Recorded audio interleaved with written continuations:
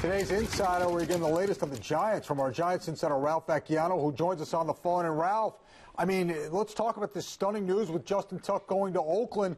Did he indeed give the Giants a chance to match the Raiders' offer, and what was the Giants thinking on this?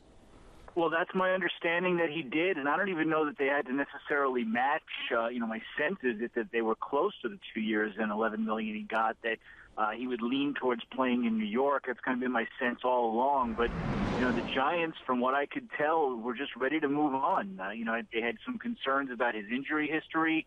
The previous 2 years before this year, he only had 9 sacks combined in those 2 years, and they felt like rather than paying money for older players, even though he's only 30 years old, that their mission this offseason was to get younger guys without injury history so they don't have to go through what they went through last year. And how are they going to replace him?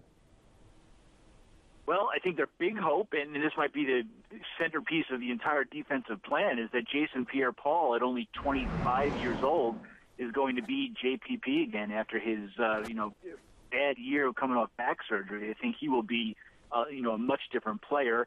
They also still have Matthias Kiwanuka, and they've got, high hopes for DeMontre Moore, who was a third-round pick last year.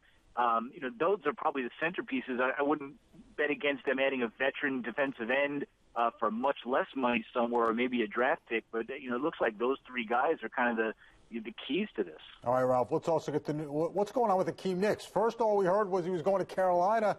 Next thing you know, he's apparently going to visit the Colts. He is. He's apparently going to get the bidding war that he had hoped for. I don't know how high it's going to end up going, but the Panthers have always been the favorite to land him. They needed him. We knew they were going to release Steve Smith, which they did.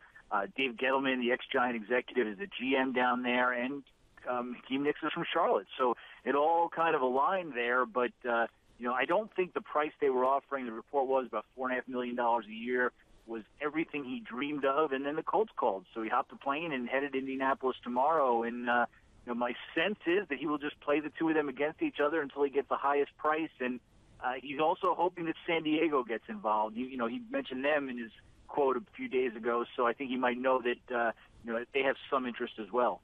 All right, Ralph, we appreciate it. We know it's a very busy day for you. Thanks for giving us a couple minutes. No problem, anytime.